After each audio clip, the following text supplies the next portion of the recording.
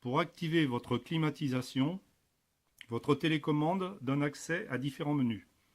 Avec la touche Mode, vous affichez en boucle le mode chauffage, le mode Dry, le mode climatisation,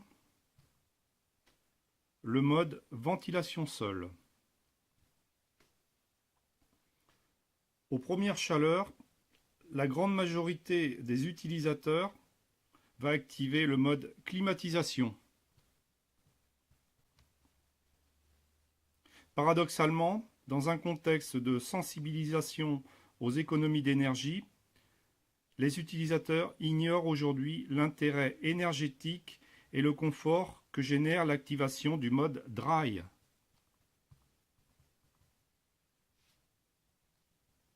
Voici pourquoi. En utilisant le mode Dry, vous allez moins consommer avec un meilleur confort. Pour le vérifier, nous avons fait des mesures sur 3 climatisations de marques différentes, Toshiba, Fujitsu et Mitsubishi.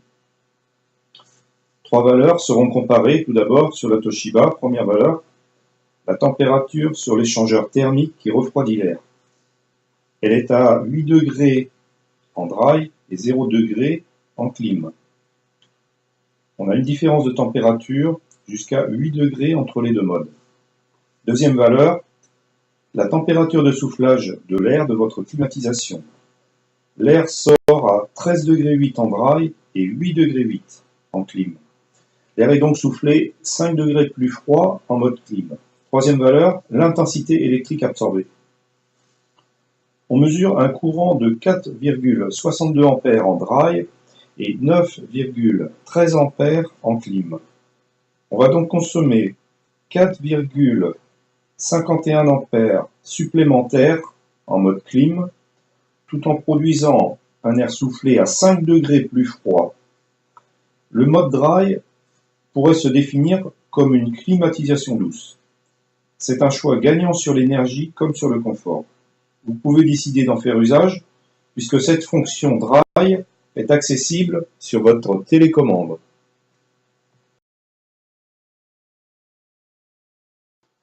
Sur l'équipement Fujitsu, nous constatons un courant électrique supplémentaire de 4,73 A et un air soufflé plus froid de 7,2 degrés en mode climatisation comparé au mode Dry.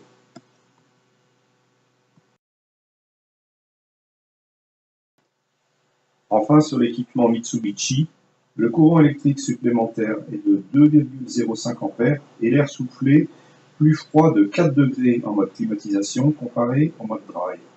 Cela montre que la grande majorité des marques intègrent cette fonction Dry dans leur régulation. Vous retrouvez dans ce tableur les différentes marques de climatisation avec les paramètres et les valeurs correspondantes. Vous retrouvez dans ce tableur les différentes marques de climatisation avec les paramètres et les valeurs correspondantes.